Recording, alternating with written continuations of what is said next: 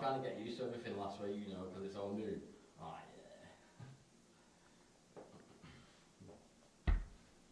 So yeah, you can see actually what's happening on there. Oh yeah. How behind is that? 20 seconds behind maybe, something like that. Yeah, cool.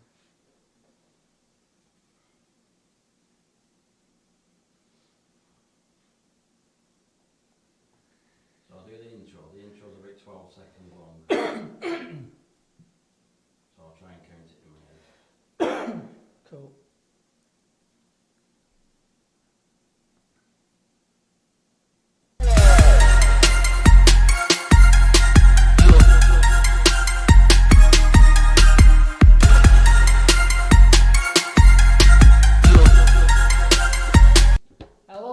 Welcome to Behind the White. I'm Jim Bailey, Chris Hyder, alongside Peter Johnson. Let's give us a wide berth this week, haven't we? Well, to be fair, I did so last week. So that's very true. That's very true. Well, there you go. We'll let him off. Welcome along. It is it's been a week, and it's been quite a week with lots of things to discuss. Of course, the first team have been continuing pretty much. It was on the nose last week. It's on the nose again this week. Rubbish is pretty much as good as it gets. But the women had a slightly better time, and we'll get stuck into that as well. Let's just have a bit of news to start with, because we go over a little bit of news headlines. Just ever preferred, I'm on the right page there, lovely. First off, the bad news just keeps rolling in. We know that Wanderers have been struggling of late with injury problems. However, it does look now like the Wanderers are going to have a dozen, that's 12, not a baker's dozen, which of course will be 13, 12 first team players unavailable for the trip to Peterborough United. The injury crisis just getting deeper at the club, but realistically, if you're going to have an injury crisis when you know you're not going to be in the playoffs, it's probably best time to get dumped into one, really. Kieran Atese, Ricardo Santos and Sonny Sharples-Ahmed have joined suspended wing back, of course, Josh Darkers-Cogley, who got himself sent off in that previous display, which we'll get into a little bit later on, as much as we're going to love that.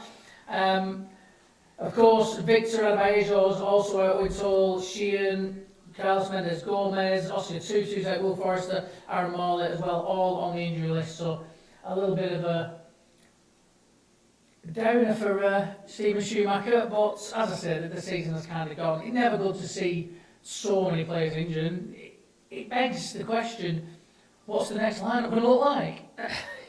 You're asking me. Well, we've had some young lads in, one of them has now got injured. Yeah. Would you believe if I told you how he got injured? He got a kick in the game against Lincoln on Monday, which he started in, and apparently got a bit of a gash in his ankle.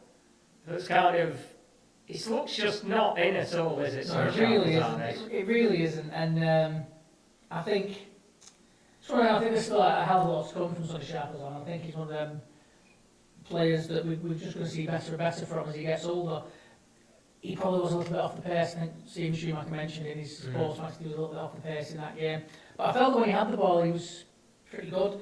It was more when he was out of possession that I felt that he seemed to struggle to maybe just keep up a little bit with Lincoln. But again, they're a very aggressive side, Lincoln in the midfield, and maybe not massively shocking. But as I said, we'll get stuck into that Lincoln game in just a couple of minutes. Another player that looks like he might be missing, maybe not, for that game against Peterborough is George Johnson. But happier reasons on this one, as reported by Mike Isles in the Bolton News. Yeah, you might want to rephrase that just a little bit. His missus, she's 6 days overdue. Yeah, heavily pregnant, going to be induced, but a baby on the way. Alright, so that is good news. Yeah, it's not a nice thing for a woman to have to experience. Thankfully, it's not something I'm ever going to have to deal with personally, but I can't imagine it's a great load of fun. But baby on the way, and induced labour is very, very common, so it's not like it's a madly risky procedure. But look, I think it's going to be fantastic, obviously, for the Johnson family. Congratulations to them when that comes along. But from a footballing perspective, again, the time to become a new father if you're a footballer, or even a new mother if you're a footballer, I'm assuming the best time would be the pro season, although of course you wouldn't be playing for the pregnancy if you were a woman. But you know what I mean, having that now, there's not going to be those sleepless nights through the season, and you do see it affect footballers quite often. So George Johnson won't have to deal with as much of that. He's going to get those first, well, at least those first couple of months out of the way.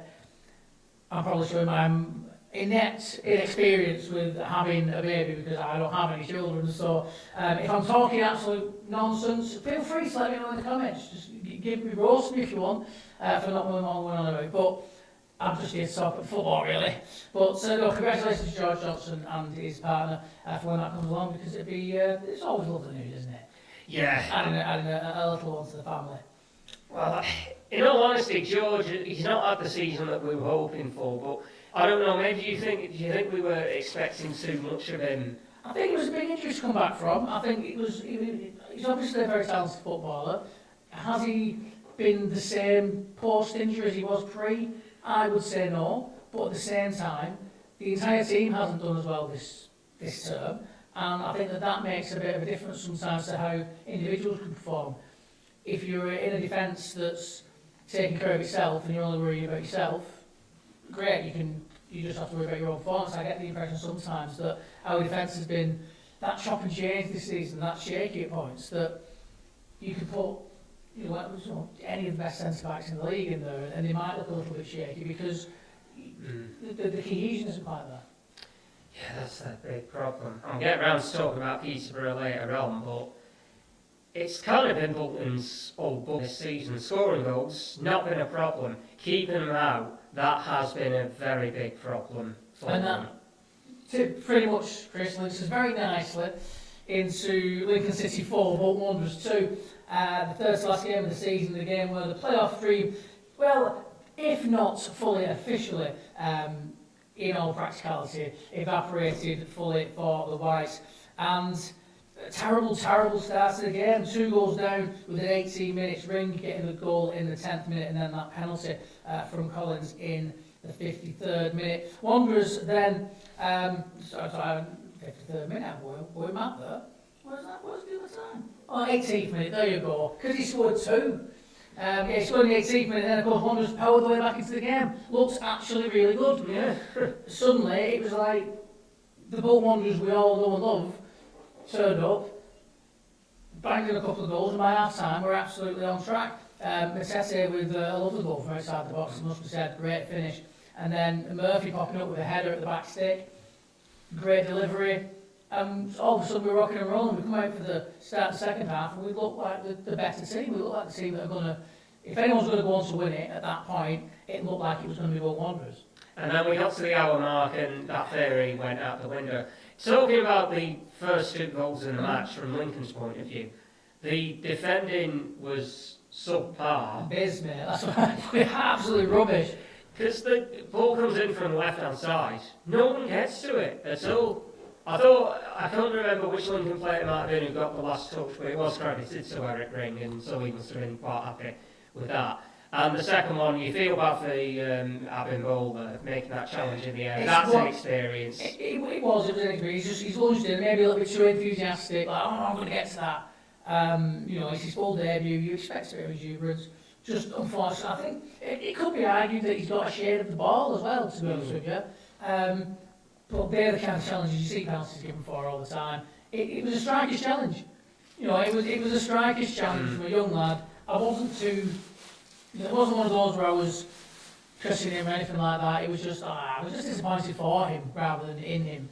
Because they're the kind of things that will happen with younger players when they're given those run-outs and those chances to impress. But I thought that other than that, there were elements in the game where he showed what he can do, his hold-up play, the way that he hustles and bustles in the box, the way that he can bring other players into the game. It's all there. It's just a matter of Stephen Schumacher being able to coach him round and just make him that little bit more all-round, that little bit smoother, and just get the best out of him, because he looks like he's got a lot of potential to me.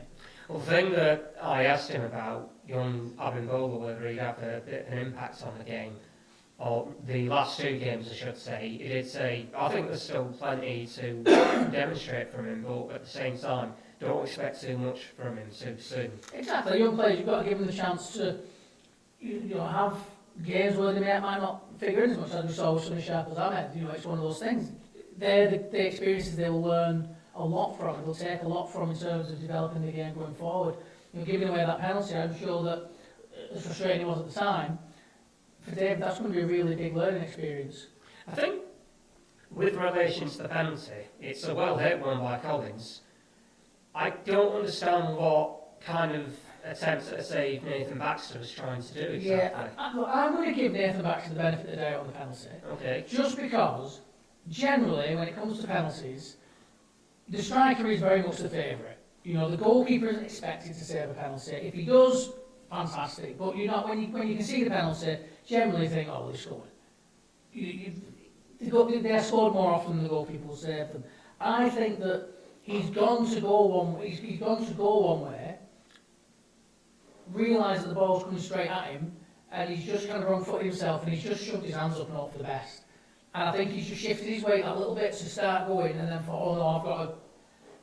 But it looks like he's just not tried. But unfortunately, that's not the worst goalkeeping mistake he made in the match. Like I said, I'm giving him the benefit of the doubt on the penalty because he's not expected to save the penalty, and he did hit it very hard.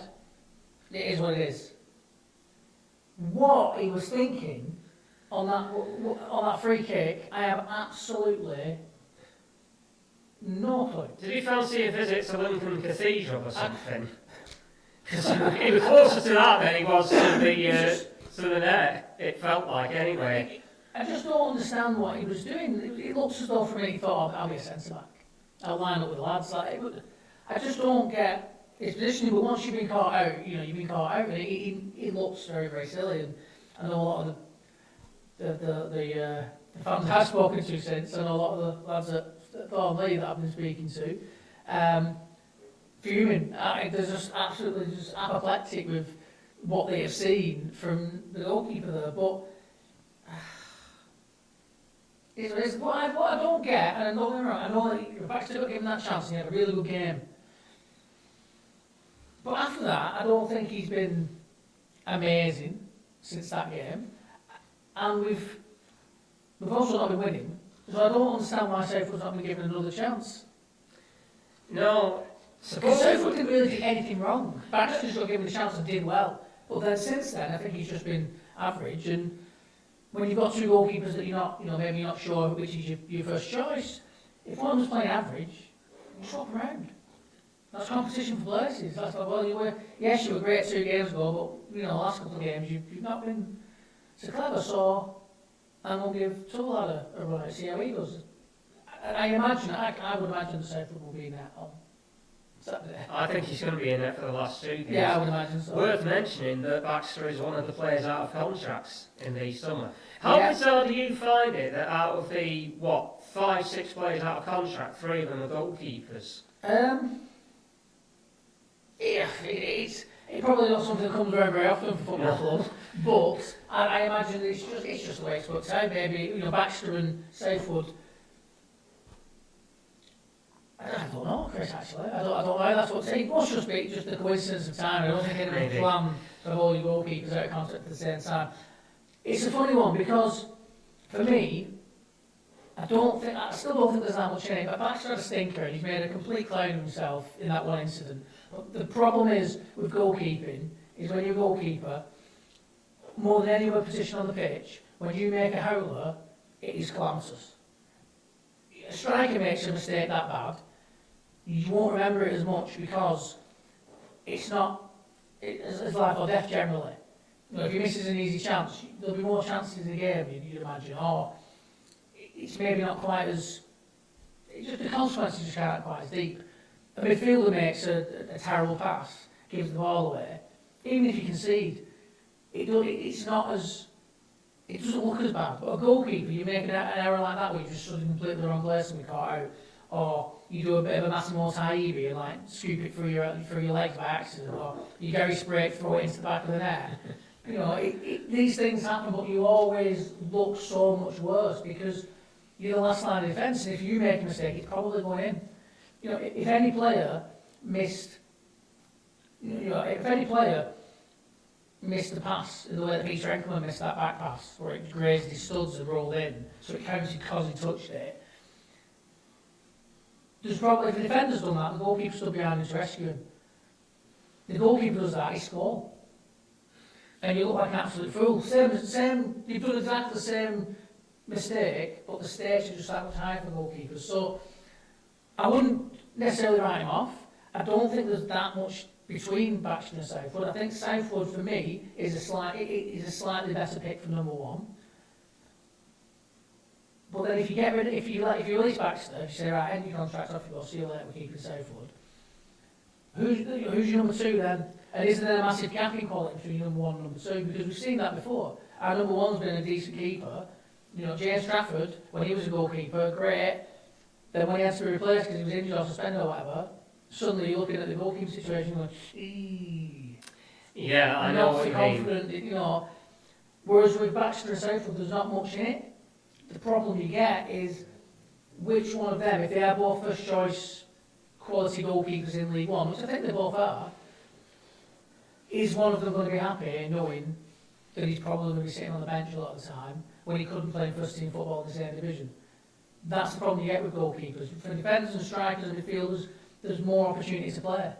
Goalkeepers, very often, once your number one's your number one, it's rare you even get looking, other than maybe cups or things like that, and then you've got a really impressive to state claim. So I think it's a difficult one in terms of squad depth, because you get rid of Nathan Baxter, you're probably not going to get a number two in that's as good as Nathan Baxter. Unless there's proper research carried out by the new department, well, the new head in Fergal Harkin. Well, Fergal Harkin, look, he looks like a very good bit of business. We won't know, obviously, until at least after, you know, maybe even 2 windows, because his first one does come very quickly after his appointment. But he clearly knows his stuff. He's worked for Manchester City, he's worked his way up from the League of Ireland, and managed to score himself a job at Manchester City and then go abroad, and he's coming back here and he's unearthed a few gems in the Belgian league. Exactly, and they're fuming. They're really not happy that he's left and he's coming back to the British Isles. But we're absolutely ecstatic to see what he can do. I'm really looking forward to what this window looks like. Not only because we've got Fergal, but because it's a different approach now. You'd imagine. Steven Schumacher, I don't think will bring in the same kind of players that Ian Evatt would want to bring in. I think there will be a little bit of a difference there. So I'm very interested as these signings come in to see how the team takes shape. He has hinted that it looks like we're going to move away from the shape of the 5 at the back, you know, utilising wing backs, and maybe going into having proper full backs and proper wingers. Yeah, well, I think for me, I know it's the fashion at the moment, but for me, if you're a team that's looking to dominate an attack, why are you loading up on defenders? I don't, unless you are, like, you know, when Barcelona put 5 at the back, or when Manchester City were putting 5 at the back, and you've got players that are basically, your centre-backs are as good as any midfielders in the league, and with the ball, and your wing-backs are basically just wingers because you're that good and you're that dominant in possession that they never really have to do much defending, then fine, yeah, it can look good. And when we're in League 2, you know, when we slid into that, it looked decent. And so when we started doing it in League 1, people were a bit like, oh, well, we've seen us have a go at this and it looked quite good, but we're a division lower. And for me, it just means that, for me, it's a counter-attacking formation. It's a formation to absorb pressure and then break, because you've got those wing-backs who will be sat back helping you absorb the pressure, but when it's time to go, they will bomb on. Whereas the way that we've been playing with wing-backs is the wing-backs bomb on and then stop and then play the ball back to the centre-backs, and then we go all the way around the pitch and then we'll come back again. And because once you play it out to those wingers and they're not bombing forward and running onto the ball so often, because you're not counter-attacking, you're then relying on, you've only got 3 midfielders and you've got these 3 centre-backs. Well, who's then making those runs for them to play it out to? It all then starts to get congested into the middle of the park, and that's why we end up just going backwards. I very much like to see us play with full-backs and wingers, because then when your full-backs push up and they've got possession near the halfway line, they're not looking to the other side of the pitch for your wing-backs running. They will have a winger ahead of them and they'll have options inside. So you've got more options. It's more difficult for the opposition to shut you down. But yeah, if you're going to act as a full-back or a winger, do that defence splitting pass like we saw that one time against Huddersfield Town, even though Ian Evatt said, no, that wasn't what happened, Chris. Yeah, Ian, we saw that. We know that's exactly what happened. You can't try and make us believe otherwise. And the thing is, when Ian was in charge, he often talks about mixing it up. He often talks about we're not just a short passing team. We will mix it up, and we can, we can mix it up in the ways we can. We never saw enough evidence of it, if we're honest. But then we didn't. But he'd say, oh yeah, we want to mix it up. But he never seems to actually mix it up very often. We'd have the odd game, and suddenly you go, oh, see, we can do that. And then you wouldn't see it again for weeks, and then the next time we do it, it'd be rubbish. And it's like sometimes we could play direct football, sometimes we couldn't. And it is what it is. I'm sure, as we go on, we'll do a deep dive on the season and really assess where we feel things went wrong in terms of that, what we expected at the start of the season, which was bare minimum really. Top six, playoffs again. We wanted more, but we understood that realistically with Birmingham and Wrexham in the division, it was going to be difficult. We didn't expect Wycombe to pop up and be as good as they've been this season, especially when we're sending them loan players. But it's still been very, very underwhelming. And we had a change of manager, but things haven't been much better since, if we're being realistic. The form table since Schumacher came in was real 11th. I don't think that's necessarily, as I've said, someone who's live at the weekend. I don't think that's necessarily on the manager, because it's not his squad, it's not his players, it's not the players he would choose to go with necessarily, it's not the style he would like to go with, but all the players are set up around one style of football, so what else are you going to do? A couple of lads around into local football last night said he's got to be ruthless with how absolutely. he deals in the transfer window. The only thing that worries me is there will be players that he would like to move on, but aren't coming to the end of the contract. Realistically, they're not going to go higher. They're not going to. They're going to be looking at teams below where we are, even if it's in the same division. Realistically, they're not going to get the same wages. They're not going to get the same financial package as they're on at Bolton Wanderers. So if they're still got a season, 2 seasons left on the deal, would they be looking to take a pay cut, or would they be looking to just say, well, you know what, I'll just hang about. Oh, great, we're going to have a bunch of Winston Bogarts on. Potentially, because, when you sign a contract for X amount of years, and suddenly they go, well, actually, it's my money I've earned it. we don't want you no more, you'll have to go over there, you're going to get less money. They well within the right to say, well, no.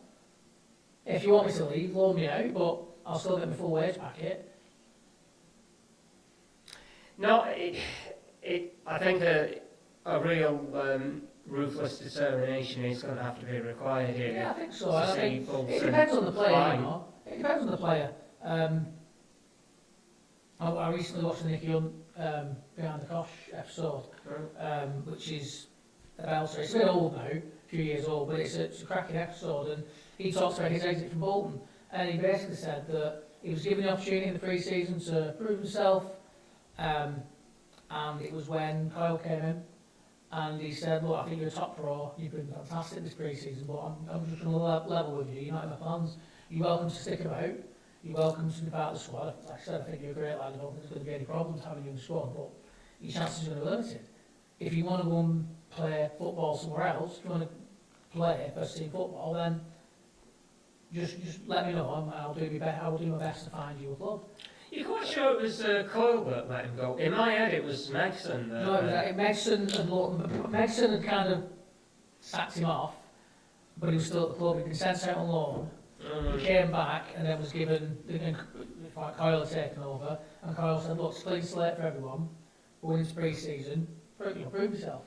And he wasn't going to play him, but he was like, you're a fantastic pro, I'd recommend you to anybody in terms of what you bring to the squad and to the dressing room, you just not in my plans.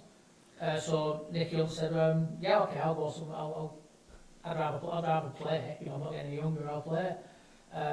And he literally in front of him straight away rang the chairman and said, look, Nicky wants to go and play football, is there anything we can sort out for him?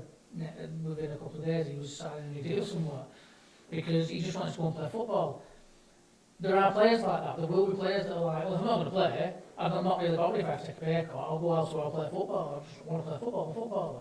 But there will also be players that are like, well, I might be a footballer, I might have more money than the average, but I've got mortgage to pay, I've got bills to pay, I've got wife, kids, blah, blah, blah, whatever. I can't suddenly, I've in my head, I'm expecting to earn this for the next couple of years still, or a year still. I can't suddenly just take, X amount of grand off my pay every year, off my annual pay, and just suddenly be like, well, that's fine.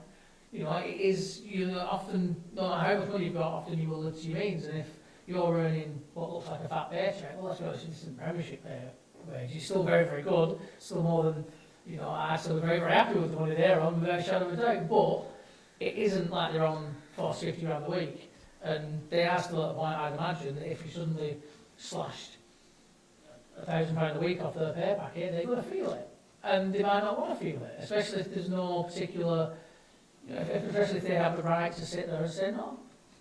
They might also get players that are like, no, I want to play for this team. I don't care if you don't want me, I will stay here and I will show you, I will fight and I will prove that I'm good enough for this team. And sometimes that works out really well, because you'll get a player that's been, bombed out, but they say, no, I'm going to make you see, and they will. And they'll maybe have some good performances, or there'll be an injury and they'll have to play them, and they'll play them, they're like, oh, hang on a minute. And suddenly, new lease of life, you never know. But I just don't think it's going to be as simple as we don't want these players, off you go, without some pretty big settlements, because obviously when you release somebody, you settle that contract. You don't usually pay in full, but there will be a settlement discussed and a settlement agreed upon with the player's agent and whatnot. So again, really, if you want to release a lot of players that are still in the contract, it's going to cost you a lot of money to get rid of them. Sometimes you're better off saying, well, he's got 2 years left in his deal, we don't want to pay him up.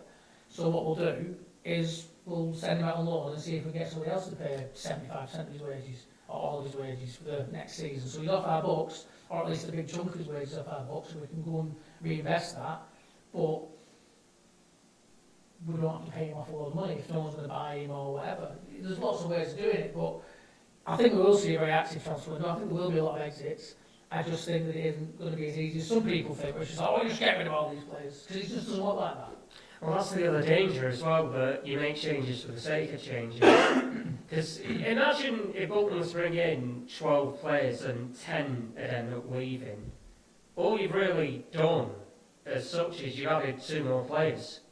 And it's kind of, it doesn't feel like you've had as busy a transfer window as it's being made out to be. That's true, you don't know the squad obviously, but I think that's where you've got to start looking at the players that have gone, the players that have come in, and the quality, or the roles, and have you upgraded, or have you just kind of gone like for like? Because often you can see that.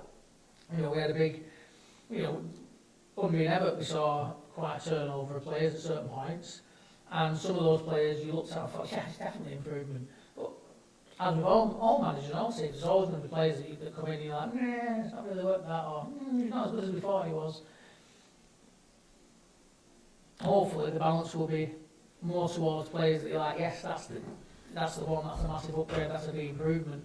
And if we got rid of 12 players and brought in 10, but those 10 players were better collectively than the 12 that are gone, I'd be like, well, we've improved the squad, and that's what's important. Because we've got quite a large squad when you think about it. I think we could afford to let go more than we brought in and still be fine. Let's see how it works out, I guess. Absolutely. We've got plenty of time to get stuck into that. We've got the entire summer. We will have nothing else to talk about but transfers and things like that. But yeah, just a poor performance, and a performance that within one game kind of summed up the entire season for me. Looked brilliant for part of it, looked rubbish for other parts of it. And it ended on a flat note with Josh Dacres-Cobbler getting sent off for a second bookable offence. Yeah, and it was definitely a second yellow. I don't know why he thought. I think he knew as well, didn't he? Maybe he just thought, I can't hold 2 more games of this. It's not really. It doesn't feel like the best attitude to have when you sign a new contract in February and March, and people going, hey, that's great news. Yeah, no, I don't think that. No, I know what you mean. Player, but honestly, I wouldn't blame him. But no, I don't think he's that kind of player at all. But yeah, it was just kind of a microcosm of the entire season, really. Inconsistent, not good enough. It was slightly better, and I mean this, slightly better than the Good Friday meeting with Bolton Wanderers. Well, thankfully I didn't watch much of that because I had the wrestling show to prepare for. But Yeah, unfortunately I was there and I did see it. I wish I hadn't. I saw a chunk of it. To be fair, I did see a chunk of it. And I've seen the highlights. And yeah. Steven Schumacher looks like he's about to eat us.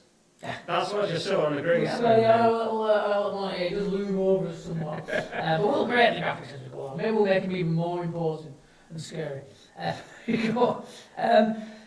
it's just the season's just fizzled out, really, hasn't it? It's gone with ending on a complete whimper. One suggestion: get set piece coaching. I mean, I don't want to see you look free how kick. effective Lincoln were with set pieces at the weekend. Look how effective Wickham were with the first goal. That's further evidence that Bolton needs to do better defensively. Look at the first season. How many times have we been undone by set pieces this season from various teams? It's maybe not as much as we're making it out to be, but when it's happened, it's been very noticeable. And you just look at it and go, last minute against Bristol Rovers at the Memorial, back 6 weeks ago, something like that. That's a prime example. I'm sure what the Blackpool game, one of the goals was from a set piece as well. Although I can't remember that much of that off the top of my head, if I'm entirely honest with you, except Aaron getting sent off after the referee decided to change his mind. Goodness knows why.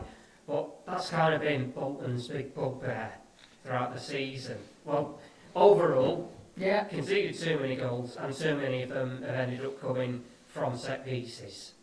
It's true. It's absolutely true. We've looked weak at the back. We've looked disorganised. I can't fully explain why, because if you look at the personnel that we've had generally throughout the back five, it hasn't been all that much different from last season when we got to the playoffs, and it isn't all that much different from the season before that, where we got to the playoffs.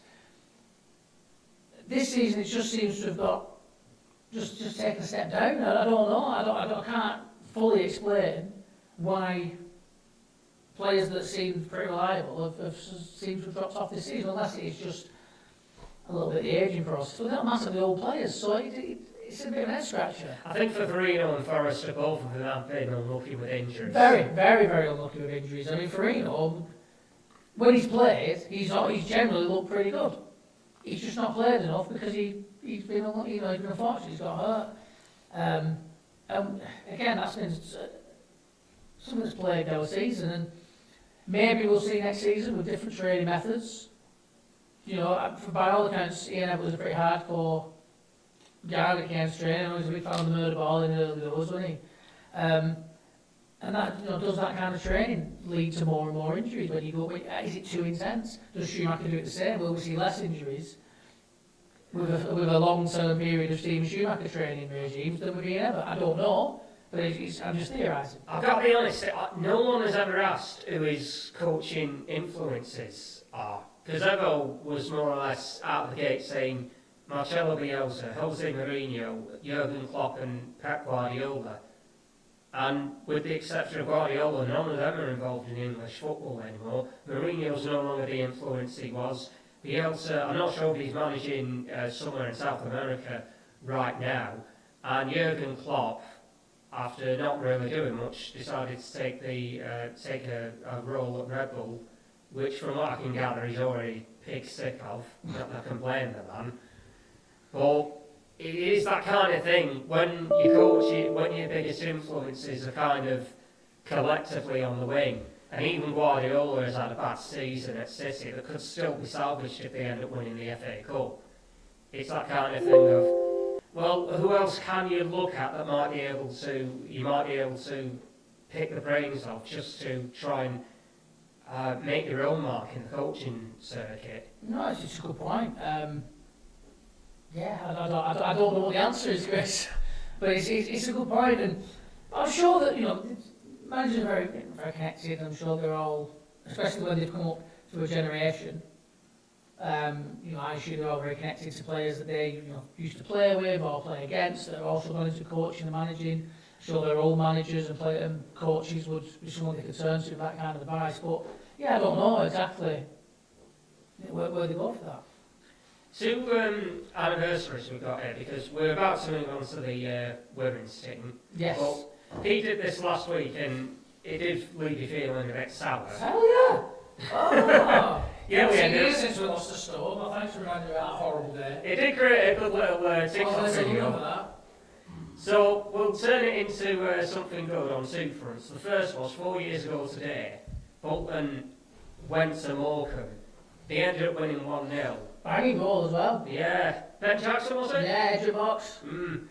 And the most striking thing about that was, even though you weren't there that day because you were moving house, Pete ended up hiding under the desk in the office for the last few minutes. Because obviously you posted about it today in the group, our Bolton FM Sport group chat, and you said about Pete in that desk, and I was like, well, to be honest, I didn't say anything. Pete was the one who backed up with it. But I was like, I don't remember that. And then it twigged, and I was like, no, it was 4 years ago today I moved into my house. Like, that's mad. 4 years have flown past so quickly. I remember doing like a lap of the garden when we scored. Well, there you go. How many laps exactly? Cause just the one. I was quite tired of the shifting boxes all. Well, that's fair. We started early, so we would not have too much to do when the game came on. So. No, that's sensible. That is sensible. I'll hand it to you there. And 1926, 99 years ago, you have to credit Bolton Wanderers' own X account for this, won the second FA Cup against Man City, of all teams. Indeed. I did see that, I don't know how many years ago it was, but Man City had shared that so many years ago, like 100 years, 1904 or something like that. We got to the FA Cup final, but beaten by Manchester City. So I suppose it is the around the right time of year now for those FA Cup anniversaries to come around. Yeah, so we'll forget about the one we lost, and we'll celebrate the one that we won. There we go. Great stuff, but I love a little bit of history. And speaking of cups and winning trophies, I love the segue into the ladies. Bolton Wanderers winning with just a very stylish way to end the season. Bolton Wanderers 3, Preston North End 0 at the Tough Sheet Community Stadium. The Bolton Wanderers' first game at the stadium under club operations, and they had the chance to clinch the league title, which would of course mean after that cup win that we've got in the background, that it would be a league and cup double for the girls this season. And as I say, 3-0, absolutely romped home. Fair Knox with a trademark. Knox outside the box, curling effort. On the live updates I was doing for Bolton FM, I said the keeper should have done better with it. I've seen it from another angle, and actually, I just don't think the keeper was tall enough to do better with it. I think it's just beyond the grasp. She gets like a fingertips to it. From my angle, it looked like it ran on through her arms, but from the angle I saw from the footage that the club put out, it did actually look like there wasn't a great deal she could have done. So an even better finish than I credited Fair Knox with at the time, even though it was a cracking strike. Ocean Flanagan also got herself on the score sheet in a game where she clinched the title and snatched it away from her old friends over at Accrington, of course, because she joined Bolton Wanderers midway through the season from Accrington Stanley. We're beaten in the cup final and runners up in the league, so they'll be very pleased to see the back of us, I would imagine, now that we are getting promoted. And Ebony Bradshaw got the other goal in that game. And the scenes after the game, you can see them on our TikTok if you want to scroll through. I was lucky enough to be down there covering it for Bolton FM, doing some social media updates, and of course giving some updates on our TikTok as well. And I got down onto the pitch and brought a couple of videos of the celebrations, lifting the trophy and doing a little bit of a walk of honour in front of the crowd. Really good day, really good atmosphere, and I hope to see more women's games at the stadium, to be honest with you, Chris, because it was a cracking atmosphere. Just a little over 2,000, wasn't it? Yeah, 2,433, something like that, off the top of my head. 2344. 2344. There you go. I got the numbers slightly under there, but still, so over 2,300 people in the stadium, which is a cracking start. And I know that I was talking to Sam, one of the media guys there, and I know that they wanted more. To be honest with you, I suppose I remember many people they put in there the attitude and the impression I get from Sam and everyone that's involved in the women's club is they're always going to want more. However successful this women's team is, they are always going to want more because there's a real ambition behind them, and that bleeds through. And we've seen it when we've spoken to Miles as well. But great to see them get the rewards for all the hard work they put in the season, because from everything we've been told, Miles works those girls. They're training every day of the week. They're playing on Sundays, of course. And even though they aren't at a level that is a professional football level in the women's game, they are training and they are working as if they are professional footballers on top of anything else that they have to do in their lives. And they richly deserve all the celebrations and all the plaudits that have been thrown their way. Well, final league record, 22 games, 20 wins, 2 draws. Invincibles. 0 defeats. Lovely stuff. An invincible season in the league, of course, lost in one of the cups, but to Tranmere, of course, who Women's FA Cup. the Women's FA Cup. But they are in the season above, they are in the division above Bolton. And that could be were fun this next season. season. So next season a meeting with Tranmere looks on the cards again. But they did play them, of course, in the cup they ended up winning and slapped them. So maybe they just got lucky on that day and we not had a bad day out, they not had an excellent day out, they both happened at the same time. Maybe we'd have gone all the way. I mean, maybe we don't want to meet those WSL teams in the Women's FA Cup, but I would love to see a really good cup run from the women in the Women's FA Cup next year, because I think that, again, is just something like the Lancashire FA Cup, the Lancashire FA Challenge Cup win, like this league title win, like playing at the stadium. All these things, they're just things that the club can grab hold of and really use to promote the women's team and push them forward and make them as big and as popular as possible.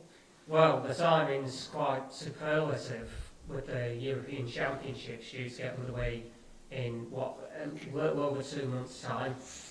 If anything, if England end up repeating the success that they had only shows 3 years ago over in Switzerland, that can only bode well, not only in the upper tiers, but all the way through to the grassroots. Well, we saw, didn't we, Chris, when when Lionesses won the Euros, that entire tournament being in this country, it really captured the public's imagination, and that saw a really big boost, not just in women's football in terms of the WSL teams, but in grassroots women's football and grassroots girls football, and trying to bring teams through. And I was speaking to one of the local women's coaches, the name escapes me now, which is very bad of me, but it was a few years ago. But she was coaching a girls team that were young enough, still at the age level where they would compete with boys teams, and they got to the final of a boys cup competition in Bolton. They didn't win the final, but it was a really good game, and I went down and watched the final, and some of the girls on that team just phenomenal. Like the things they were pulling out at the age they were, married on turns and all sorts. And I can't do that now, and I'm in my 30s, and I've never been able to do that. And there's these 9-10-year-old girls throwing in married on turns and making these little lads look like mugs. And in the end, the lads did win the game, but it was a much closer final than I think a lot of people were expecting. And it just shows that before that kind of physical development stage, there really isn't that much difference.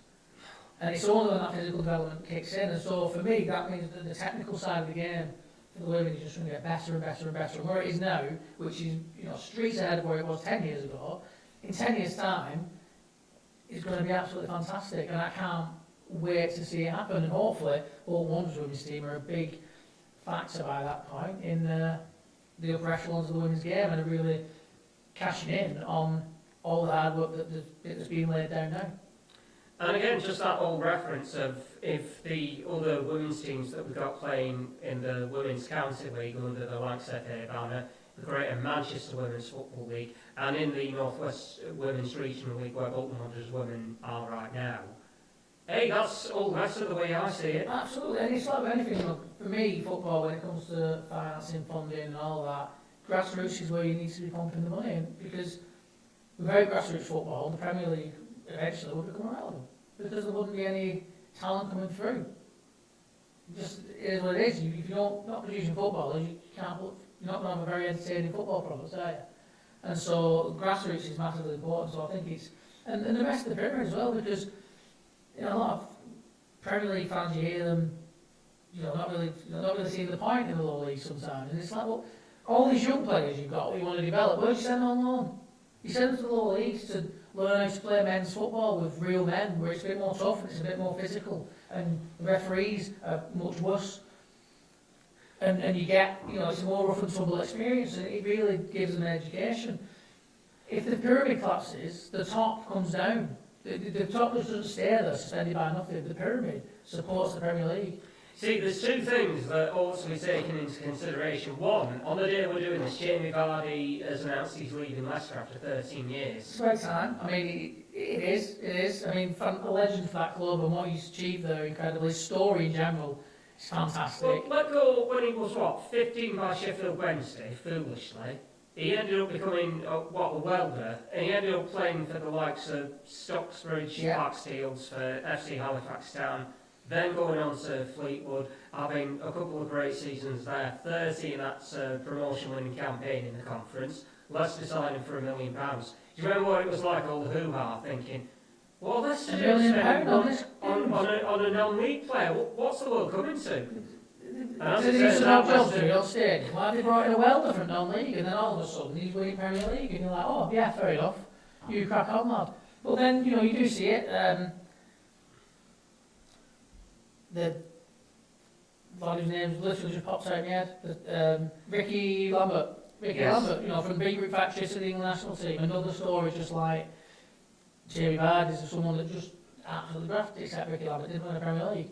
But the story, it can happen, and it'd be great if Wanderers could get hold of all these players and pick them out of obscurity and then flog them on for a right big load of money. That'd be spot on. But yeah, what are Lewis Rollstone and who's the other great goal scorer I've seen over the past couple of years?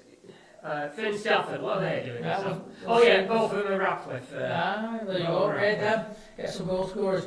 But yeah, it's been fantastic for the Warriors. It's great to see them being successful, and I hope that really does promote the game. I'm aware that we are rapidly overrunning our scheduled time slot that we were going to use, so we will wrap it up. But it's been we did start a little bit late, so technical problems as per. But it's been great to see the women's team doing really well, and to be on the periphery of that through speaking to Miles and being at the cup final. You spoke with Ocean as well. Speaking with Ocean and Miles after that game, and being being there to cover that and getting to be around the team for those moments of celebration was a really good experience, and I think that the only way is up for this team, these girls, and next season's going to be very, very interesting. But we'll look forward to next season a little bit closer to it, I think, because we've still got a little bit looking forward to this season, although how much you might be looking forward to it is an absolutely different matter. But of course, Bolton Wanderers taking on Peterborough in the penultimate game of the season this Saturday. Of course, we're going to be covering it all on Bolton FM Wanderers Live. Tune in from 2, tune out at 3 if you don't want to hear the football, but just listen to us, and then don't do the bit that gets really depressing sometimes. But no, 2 games left in the season. Despite the fact that we aren't making those playoffs, it is the end of the road in terms of this season in 2 weeks' time. But you still want to try and finish the season on high. You still want to. So for some of them lads, it is going to be the last time they play for Bolton Wanderers when it comes around to that last game of the season. And I'm sure they'd like to go out on a high note. What are you expecting?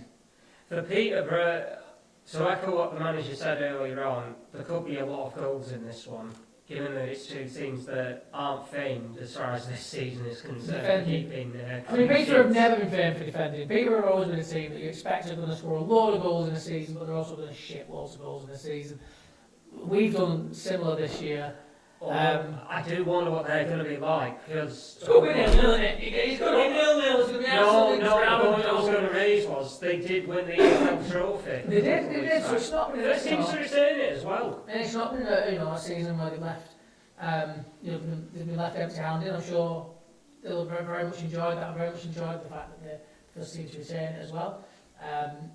It's one of those games, isn't it? Is it a bit, with it being a bit of a dead rubber, playing for pride and all those old cliches, it could end up being a goal fest, but I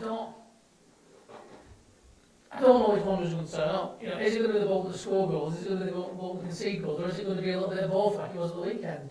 It could end up being a goal fest, but generally with games where I go in thinking, there's going to be goals today, they're always really low scoring first. So, I'm early predictions 0-0.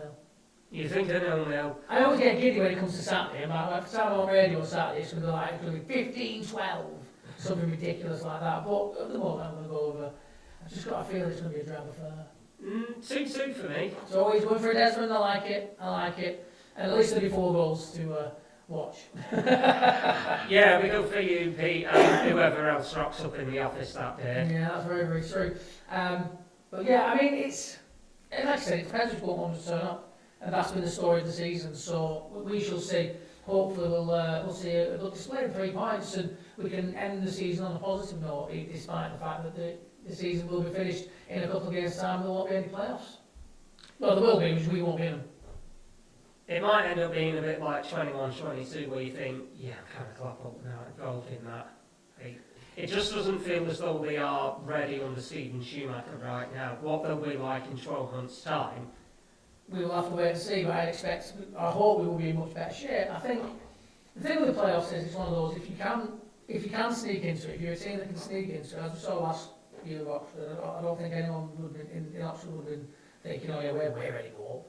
But you take that, you take the opportunity, and if you can convert it, you can get yourself up into the Championship.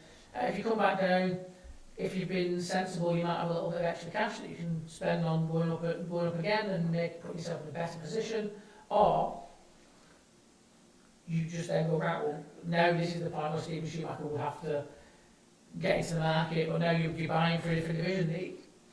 I think it would have been... I wouldn't have turned down promotion by any stretch of imagination, ready or not for the Championship. I wouldn't have turned down promotion. Well, this might be a good talking point for next week. Now that we know what Bolton's fate is going to be, I want to look at who might end up coming down from the Championship and who could come up from League Two, as to which of those teams might pose problems next season.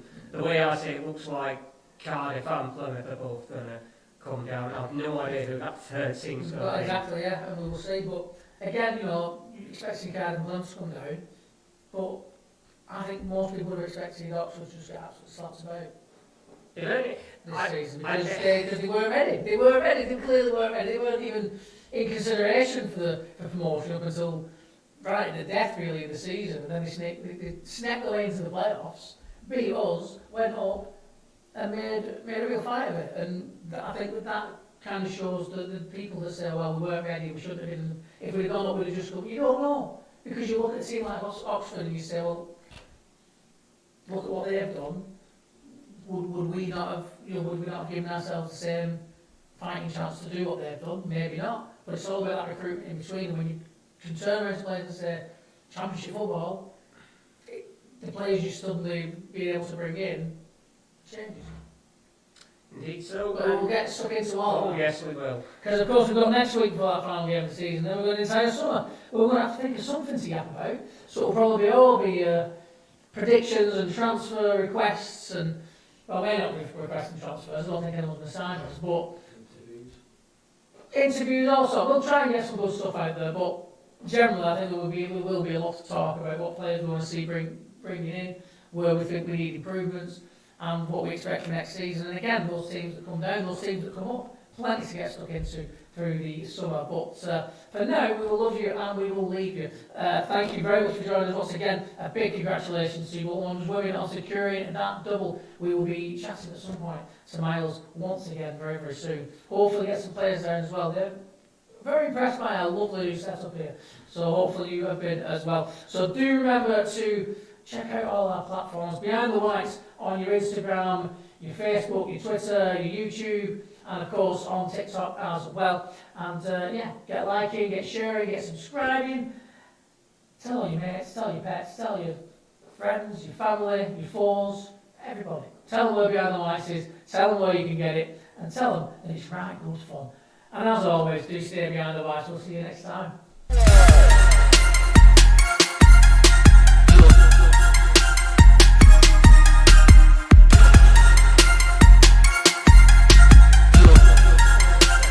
Because we kind of discarded it a little bit. No,